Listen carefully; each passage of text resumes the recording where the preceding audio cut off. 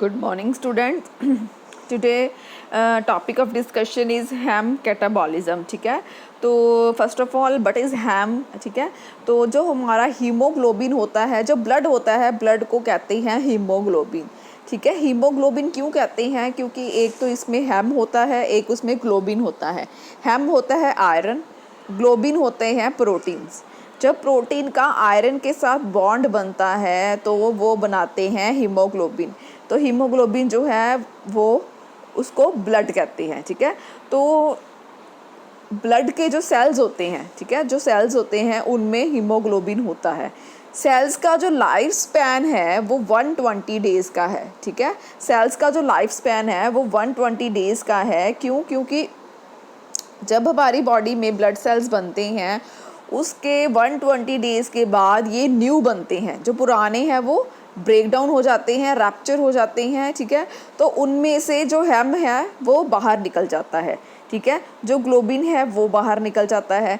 तो इसमें से जो भी यूज़ हो सकता है न्यू सेल्स बनाने के लिए वो यूज़ हो जाता है. बाकी का जो हमारे अंदर फैगोसाइट्स होते हैं वो मतलब हमारे अंदर वो जो बाकी का है वो सारा डिस्कार्ड हो जाता है, मतलब हमारी बॉडी से बाहर रिलीज़ हो जाता है. ठीक है, तो आपको ये समझ लेना है कि जो ब्लड है, हमारा ब्लड जो है उसको ही हीमोग्लोबिन कहते हैं. क्योंकि ब्लड में हमारे जो आयरन होता है वो ग्लोबिन के साथ अटैच होता है.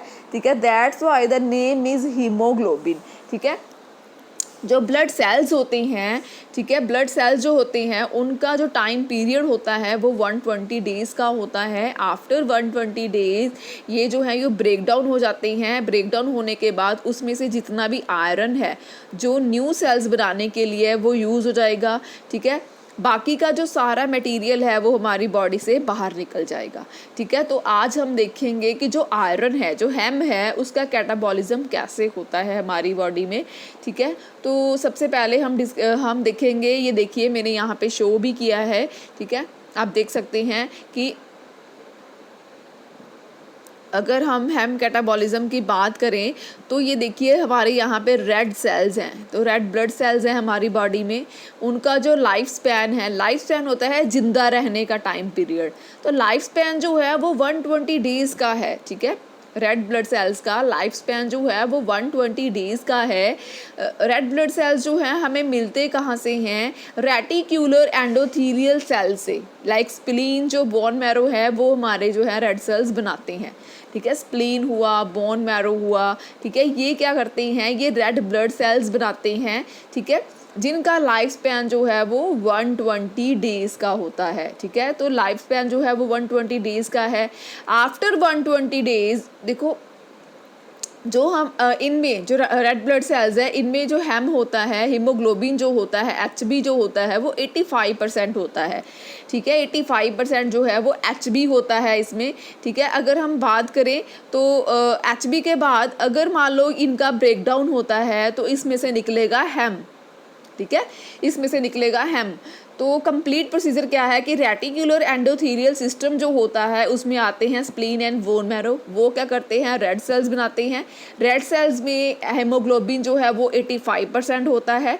85% में से हमें क्या मिलता है? जब इनका ब्रेक डाउन हो जाता है आफ्टर 120 डेज़ के बाद उसमें से हैम जो है वो बाहर निकल के आ जाता है. ठीक है, जब हैम जो है वो बाहर निकल जाता है तो उस पर एंजाइम एक्ट करता है हैम ऑक्सीजनेज. हैम ऑक्सीजनेज. ठीक है, तो हैम ऑक्सीजनेज जो है वो हैम को बिलीवेरिडिन में कन्वर्ट कर देता है, बिलीवेरिडिन. ठीक है, इधर की तरफ जो NAD है, NADPH जो है वो क्या करेगा? वो NADP पॉजिटिव में कन्वर्ट हो जाएगा. ठीक है, तो अपना एक H जो है वो लूज़ कर देगा. ठीक है, जो हैम है वो किस में कन्वर्ट हो रहा है? बिलीवेरिडिन में. ठीक है, उसके बाद क्या होगा? बिलीवेरिडिन के ऊपर कौन सा एंजाइम एक्ट करेगा? Biliverdin reductase. Biliverdin reductase. Then again NADPH जो है वो H पॉजिटिव जो है वो गेन करके NADP पॉजिटिव में कन्वर्ट हो जाएगा. ठीक है, तो बिलीवेरिडिन रिडक्टेज जो है वो एंजाइम जो है बिलीवेरिडिन के ऊपर एक्ट करेगा. Then biliverdin convert into the bilirubin.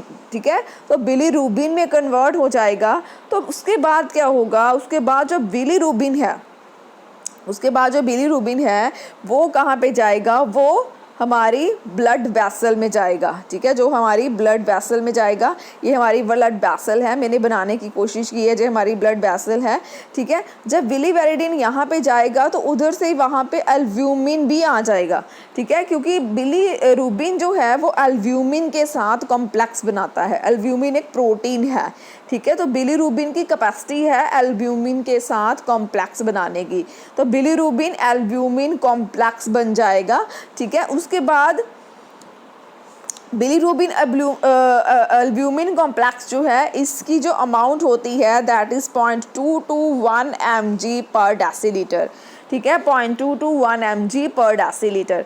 Then क्या होगा, उसके बाद क्या होगा, उसके बाद जो बिलीरुबिन एल्ब्यूमिन कॉम्प्लेक्स जो है that transfer to the liver, ठीक है, this is liver, that transfer to the liver.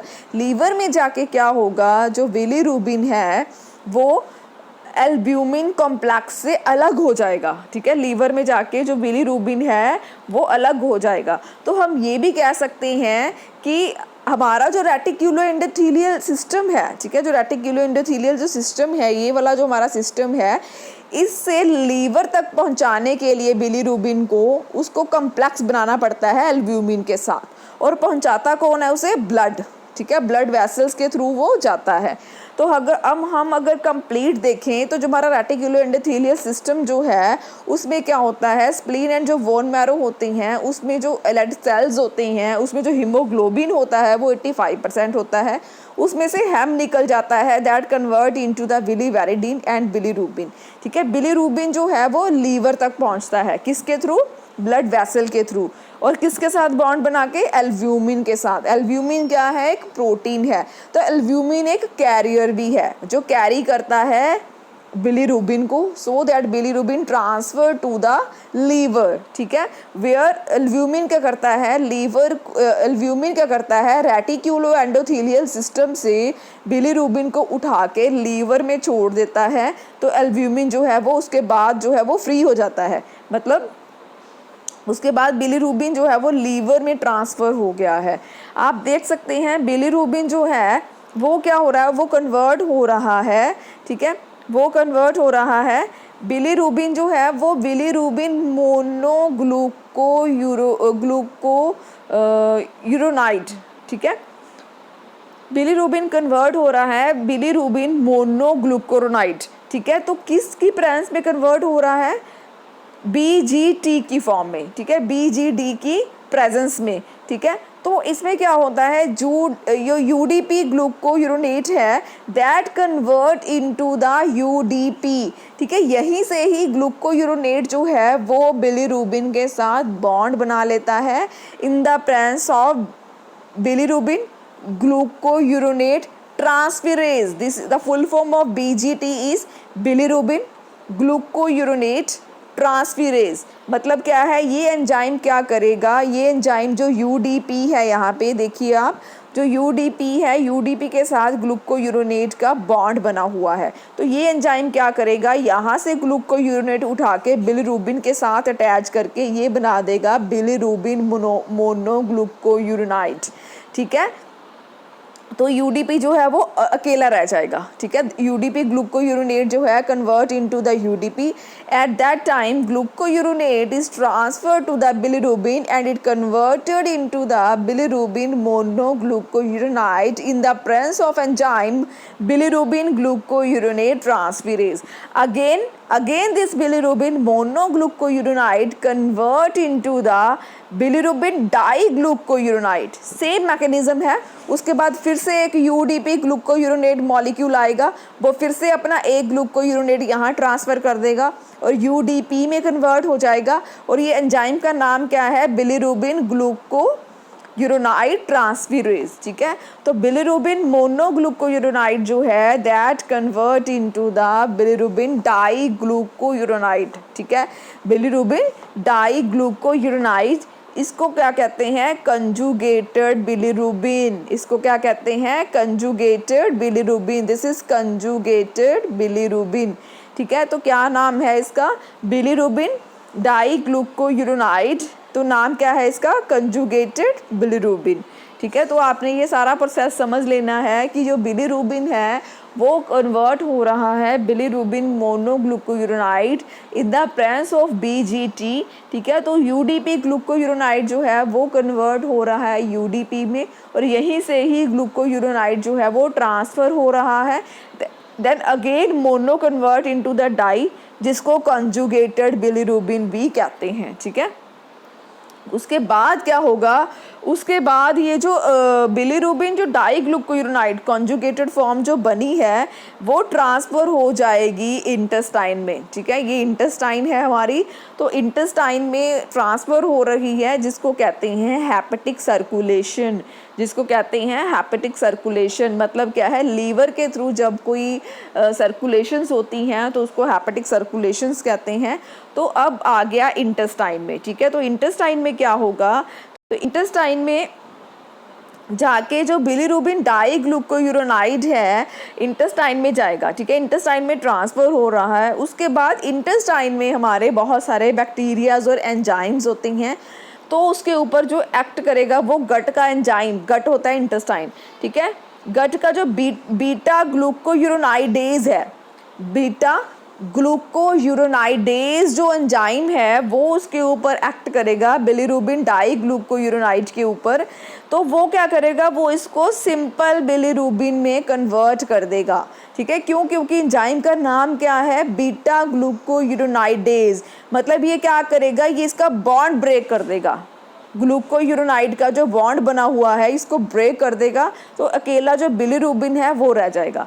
So the bilirubin जो कंजुगेटेड फॉर्म थी, बिलीरुबिन डाईग्लूकोयूरोनाइड जो नाम था उसका, जो कंजुगेटेड फॉर्म थी, वो इंटेस्टाइन में आके क्या होगा, उसके ऊपर एंजाइम एक्ट करेगा गट का, जिसका नाम है बीटा ग्लूकोयूरोनाइडेज, ठीक है। That break down the bond between bilirubin and diglucuronide. Then क्या होगा, बिलीरुबिन रह जाएगा अकेला। उसके बाद bilirubin convert into the urobilinogen, ठीक है, यूरोबिलिनोजिन में कन्वर्ट हो जाएंगे। Then uro convert into the mesobilinogen, ठीक है। Mesobilinogen convert into the stercobilin, ठीक है। स्टेरकोबिलिन जो है that release into the faeces, and one more thing is stercobilin जो है that impart brownish yellowish colour to the faeces. आपने देखा होगा कि फीसिस का जो कलर होता है वो ब्राउनिश एंड येलोइश होता है। क्यों होता है, ड्यू टू स्टेरकोलिन, ठीक है। स्टेरकोबिलिन जो होता है इसी की वजह से ही हमारी जो फीसिस है उनका कलर जो है वो ब्राउन होता है, ठीक है। तो इसकी अमाउंट जो है वो 250 से 350 mg रहती है इस पूरे प्रोसेस में। जो ये सारा जो प्रोसेस है वो 250 से 350 mg इसमें वेट रहता है, ठीक है।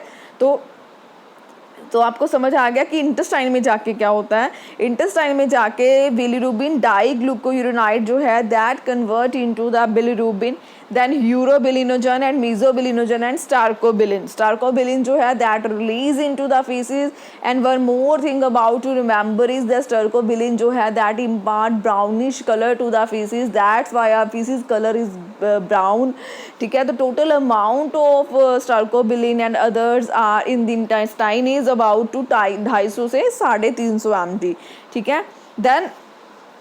देन आप देख सकते हैं कि यूरोबिलिनोजन जो है, समटाइम्स जो यूरोबिलिनोजन है वो हमारे ब्लड वेसल्स में भी चले जाते हैं, ठीक है।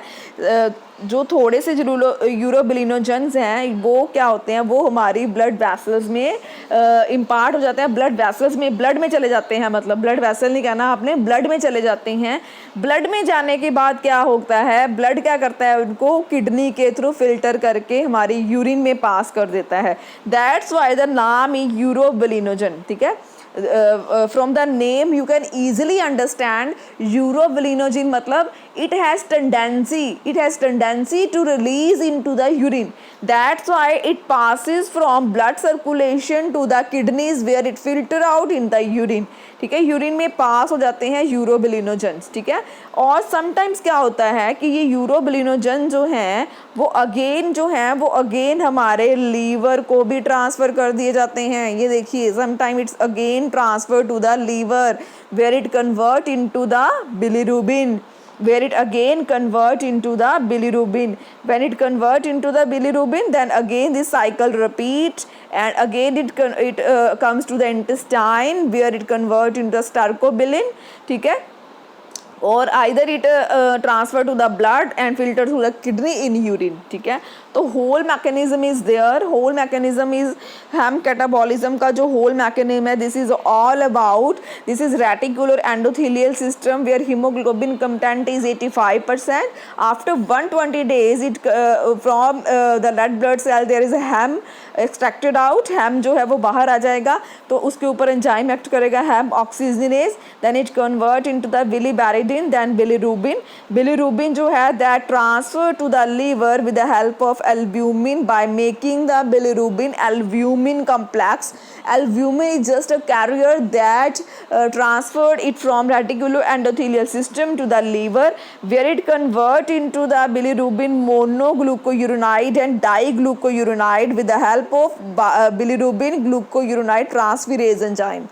ठीक है, तो देन जो ये कंजुगेटेड बिलिरुबिन है that through the hepatic circulation transfer to the intestine where it convert into the bilirubin, urobilinogen, mesobilinogen and stercobilin. Stercobilin जो है that pass to the faeces and impart brownish colours to the faeces, and urobilinogen जो है on the some amount it transferred from the bloods to the kidney where it passes in the urine. ठीक है, तो this is whole about the haem catabolism. ठीक है, now this is total bilirubin content and conjugated and conjugated. Total bilirubin जो होता है एक person में, हेल्दी पर्सन में, वो 0.2 to 1 mg पर डेसीलीटर होता है. अनकंजुगेटेड जो होता है वो 0.2 to 0.6 होता है. कंजुगेटेड होता है 0.2 to 0.4. कंजुगेटेड का मतलब क्या है, जो यहाँ पे कंजुगेशन हो गई है उसकी ग्लूकोयूरोनाइड के साथ. अनकंजुगेटेड फॉर्म कौन सी है, दिस इज अनकंजुगेटेड फॉर्म. ठीक है, जब उसने किसी के साथ कोई बॉन्ड नहीं बनाया हुआ. तो कंजुगेटेड जो है वो 0.2 to 0.4 mg पर DL होता है. अनकंजुगेटेड फॉर्म जो होती है दैट इज 0.2 to 0.6 mg पर DL. ठीक है, नेक्स्ट है कोजेज. कोजेज क्या है इसके, क्यों हेम कैटाबॉलिज्म जो होता है हमारी बॉडी में, क्यों सबसे पहला है हेमोलिटिक अनीमिया हो जाता है, हेम मेटाबॉलिज्म अबनॉर्मैलिटीज़ हो जाती है, डिफेक्टिव एरिथ्रोपोइसिस हो जाता है. ठीक है, कभी कभी हमारी बॉडी में क्या होता है कि जो हेम कैटाबॉलिज्म है वो डिस्टर्ब हो जाता है. ठीक है, तो आपको क्या है, तो आपकी बॉडी में आपके जो सिम्टम्स हैं वो शो होना स्टार्ट हो जाती हैं. आपने देखा होगा कि जॉन्डिस हो जाता है, पीलिया हो जाता है. तो पीलिया क्यों होता है, बिलिरुबिन के बढ़ने से. ठीक है, जब हमारी बॉडी में बिलिरुबिन जो है वो बढ़ जाता है, दिस इज़ बिलिरुबिन. जब हमारी बॉडी में बिलिरुबिन का अमाउंट इंक्रीज हो जाता है तो हमें समझ आ जाता है कि जो हमारी बॉडी का हेम कैटाबॉलिज्म है वो डिस्टर्ब हो गया है. ठीक है, वैसे तो हमारी बॉडी में हेम कैटाबॉलिज्म होता रहता है, लेकिन सम टाइम क्या होता है, ये डिस्टर्ब हो जाता है. ठीक है, तो कॉजेज़ क्या है इसके, सबसे पहला कॉज है हेमोलिटिक अनीमिया. हेमोलिटिक अनीमिया क्या होता है, जब हमारे जो ब्लड सेल्स हैं वो ब्रेक डाउन कर जाते हैं, इतने ज़्यादा ब्रेक डाउन कर. हेमोलिटिक का मतलब क्या है, हेम का लाइसिस होना. हेम मतलब ब्लड. ठीक है, हेमोलिटिक का मतलब क्या है, जब हमारे ब्लड सेल का लाइसिस हो जाता है. ठीक है, ब्लड सेल का लाइसिस होने से जो हमारे अंदर अनीमिया हो जाता है. जब हमारे ब्लड सेल जो हैं वो बहुत ज़्यादा ब्रेक डाउन कर जाते हैं, हमारे ब्लड सेल जो हैं वो बहुत ज़्यादा ब्रेक डाउन कर जाते हैं, तो हमारे अंदर खून की कमी हो जाएगी. ठीक है, HB की कमी हो जाएगी, क्योंकि हमारा जो ब्लड है, ब्लड सेल्स है वो बहुत ज़्यादा ब्रेक डाउन कर रहे हैं. ठीक है, तो हमें हो जाऊगा अनीमिया. इसको बोलते हैं हेमोलिटिक अनीमिया. ठीक है, ये क्यों होता है, accelerated break down of erythrocytes. Erythrocytes क्या होते हैं, ब्लड सेल. जब आपके अंदर आपके ब्लड सेल्स का बहुत ज़्यादा अमाउंट में ब्रेक डाउन होना स्टार्ट हो जाता है. नेक्स्ट है इंक्रीज प्रोडक्शन ऑफ बिलिरुबिन. या फिर क्या होता है कि आपके अंदर बिलिरुबिन का प्रोडक्शन बहुत ज़्यादा होने लग गया, दैट्स बाय आपको हेमोलिटिक अनीमिया हो सकता है. क्यों, क्योंकि जो बिलिरुबिन बहुत ज़्यादा बनेगा तो इसका मतलब है कि हेम बहुत ज़्यादा बन रहा है, तो ये प्रोसेस चलता रहेगा, बार बार अगेन से अगेन चलेगा, तो हेम की जो अमाउंट है वो कम हो जाएगी, तो इससे भी आपको हेमोलिटिक अनीमिया हो सकता है. ठीक है। और आपको क्या हो सकता है, हाइपर बिलीरुबिनीमिया, जब बिलीरुबिन बहुत ज़्यादा बनता है आपकी बॉडी में तो उसे बोलते हैं हाइपर बिलीरुबिनीमिया। तो नेक्स्ट क्या है, हेम मेटाबॉलिज्म अबनॉर्मैलिटीज़, हेम मेटाबॉलिज्म अबनॉर्मैलिटी। सेकंड क्या रीज़न है इसका, अगर आपकी बॉडी में जो हेम का मेटाबॉलिज्म होना है, ये जो हेम का मेटाबॉलिज्म होना है, इसमें कोई अबनॉर्मैलिटी आ जाए, लाइक ये एंजाइम जो है वो ज़्यादा एक्टिव हो जाए, ठीक है, या फिर एंजाइम की डेफिशिएंसी हो जाए, जब ऐसी अबनॉर्मैलिटीज़ आ जाती हैं तब भी आपका जो हेम कैटाबॉलिज्म है वो डिस्टर्ब हो जाता है, ठीक है। तो क्या क्या अबनॉर्मैलिटीज़ हैं वो भी हमने यहाँ पे दी हुई हैं। caused by liver disorders, caused by liver disorders and biliary obstruction, and biliary obstruction, ठीक है, caused by liver disorders and biliary obstruction। अब मान लीजिए किसी के लीवर में कोई प्रॉब्लम है, तो लीवर में प्रॉब्लम है तो जो हेम का मेटाबॉलिज्म होना है वो प्रॉपर नहीं हो पाएगा, तो इससे क्या होगा, इससे भी आपको जो मेटाबॉलिज्म की अबनॉर्मैलिटीज़ है वो हो सकती हैं। या फिर बिलरी ऑब्स्ट्रक्शन होता है कि जो ये हेपेटिक सर्कुलेशन हो रही है इसमें कोई ऑब्स्ट्रक्शन आ गई, सर्कुलेट हो ही नहीं पाई लीवर से इंटेस्टाइन तक, तो उससे भी आपको अबनॉर्मैलिटीज़ आ सकती हैं। या फिर आपके बाइल डक्ट की जो ब्लॉकेज हो गई है, ठीक है, बाइल्स क्या होते हैं, जो बाइल जो इंटेस्टाइन के साथ ही होती है, ठीक है, उसमें कोई प्रॉब्लम आ गई है तो भी इंटेस्टाइन जो अपना काम नहीं करेगी। Decrease secretion of conjugated bilirubin, ठीक है। या फिर क्या होता है कि लीवर में से जो कंजुगेटेड जो है, ये कंजुगेटेड बिलीरुबिन जो है, इसका स्क्रीशन जो है वो प्रॉपर ना हो पाए, ठीक है, डिक्रीज हो जाए स्क्रीशन, जितना इसने किसी अमाउंट में यहाँ पे ट्रांसफ़र होना था वो ट्रांसफ़र ना हो पाए, उसके स्क्रीशन जो है वो कम हो जाए, ठीक है, तो कम अमाउंट में वो इंटेस्टाइन तक पहुँचेगा, तो भी आपको जो अबनॉर्मैलिटीज़ हैं हेम कैटाबॉलिज्म की, मेटाबॉलिज्म की, वो होने लग जाएंगी। नेक्स्ट है डिफेक्टिव इरिथ्रोपोइसिस। डिफेक्टिव इरिथ्रोपोइसिस का मतलब होता है बेटे, जब हम, इरिथ्रोपोइसिस क्या होता है, ब्लड का बनना, जब हमारे अंदर ब्लड बनता है, ठीक है, ब्लड को इरिथ्रोसाइट्स भी कहते हैं, ब्लड को इरिथ्रोसाइट्स भी कहते हैं, ठीक है। जब इरिथ्रोसाइट्स बनते हैं नए हमारी बॉडी में, जब ब्लड सेल्स बनते हैं, उस प्रोसेस को क्या कहते हैं, इरिथ्रोपोइसिस, ठीक है। तो डिफेक्टिव इरिथ्रोपोइसिस क्या होता है, जब आपके अंदर जो ब्लड बन रहा है, जिस मैकेनिज़्म से बन रहा है, वो मैकेनिज़्म में कोई डिफेक्ट आ गया। जब कोई डिफेक्ट आ जाएगा तो आपकी बॉडी में ब्लड सेल्स जो है वो नहीं बन पाएंगे, प्रॉपर नहीं बनेंगे, ठीक है। अगर बन भी जाएंगे तो किसी में हेम की कमी होएगी, किसी में ग्लोबिन की कमी होएगी, ठीक है। तो इससे क्या होगा, इससे भी जो आपका हेम मेटाबॉलिज्म है वो डिस्टर्ब हो जाएगा, ठीक है। और इसमें एग्जांपल कौन सी है, thalassaemia and megaloblastic anaemia. Thalassaemia क्या होता है, थैलेसीमिया एक ऐसी प्रॉब्लम है जब हमारे ब्लड सेल्स बनते हैं तो विटामिन B12 जो है वो रिक्वायर्ड होता है, ठीक है, ध्यान से सुनना आपने। जब किसी भी पर्सन के अंदर ब्लड सेल्स बनते हैं, ब्लड सेल बनने के टाइम पे हमारी बॉडी जो है उसको विटामिन B12 की रिक्वायरमेंट होती है, विटामिन B6 की रिक्वायरमेंट होती है, B कॉम्प्लेक्स की रिक्वायरमेंट होती है। बट समटाइम क्या होता है, पर्सन में विटामिन B कॉम्प्लेक्स की कमी होती है, उस कमी की वजह से उस पर्सन में ब्लड जो है, ब्लड सेल जो है वो प्रॉपर नहीं बन पाते, उसको बोलते हैं थैलेसीमिया, ठीक है। मेगालोब्लास्टिक अनीमिया क्या होता है, मेगालोब्लास्टिक क्या होता है कि जब किसी पर्सन में ब्लड सेल्स बनते हैं तो उस ब्लड सेल के जो साइज़ है, सेल्स का जो साइज़ है वो बहुत ज़्यादा बढ़ जाता है कि उसमें कोई अबनॉर्मैलिटी आ जाती है, ठीक है। इसकी वजह से वो सेल्स जो है वो प्रॉपर अपनी शेप नहीं एक्वायर कर पाते, तो उस शेप की डिस्टर्बेंस हो जाती है, वो बड़े हो जाते हैं साइज़ में, तो इसको बोलते हैं मेगालोब्लास्टिक अनीमिया, ठीक है। तो बड़े होने के बाद वो सेल्स की जो अबनॉर्मैलिटीज़ आ जाती हैं, तो मतलब जो हमारे अंदर क्या होता है कि हेम का जो कैटाबॉलिज्म है, मेटाबॉलिज्म है, वो डिस्टर्ब हो जाता है, ठीक है। तो 3 जो हैं वो मेजर रीजंस हैं हेम मेटाबॉलिज्म डिस्टर्ब होने के, ठीक है। फर्स्ट जो है वो अनीमिया है, सेकंड है कि आपके अंदर कोई लीवर की प्रॉब्लम है, किसी को कोई ऑब्स्ट्रक्शन है, किसी को बाइल डक्ट की प्रॉब्लम है, उसमें ब्लॉकेज है, या फिर कंजुगेटेड बिलीरुबिन की सिक्रीशन जो है वो कम हो रही है, ठीक है। नेक्स्ट है कि आपके जो ब्लड सेल बन रहे हैं उसी में ही कोई डिफेक्ट है, ठीक है, ठीक है। नेक्स्ट है एक line, anaemia cause anaemia cause premature breakdown of defective red blood cells resulting in hyperbilirubinaemia. अब जो अनीमिया होता है, अनीमिया क्या होता है? खून की कमी। अब जिस पर्सन में HB कम है, ब्लड कम है, ब्लड सेल्स कम है, उस पर्सन को बोलते हैं कि अनीमिया हो गया है इसको, ठीक है। जब किसी को अनीमिया हो जाता है तो उस बंदे में ब्लड की कमी हो जाती है, तो उसमें क्या होता है, प्री मैच्योर जो है वो ब्रेक डाउन हो जाता है रेड ब्लड सेल्स का, रिजल्टिंग इन हाइपर बिलीरुबिनीमिया, ठीक है। तो उस पर्सन के अंदर जब ब्लड ही नहीं है, ठीक है, क्यों? जो ब्लड बन ही नहीं रहा, कम है ब्लड, क्योंकि उसके जो सेल्स हैं वो बन ही नहीं रहे, प्री मैच्योरली ही टूटे जा रहे हैं, ठीक है। मैच्योर नहीं होते, मैच्योर होके ब्लड सेल प्रॉपर बनता नहीं है, ठीक है, प्रॉपर सेल्स नहीं बनते, उससे पहले ही वो ब्रेक डाउन हो जाते हैं, ठीक है। जब वो पहले ही ब्रेक डाउन हो जाएंगे, अपने टाइम पीरियड जो है वो कंप्लीट नहीं करेंगे, तो जो पहले ही ब्रेक डाउन हो जाएंगे तो आपके अंदर जो हैम है वो इंक्रीज़ हो जाएगा।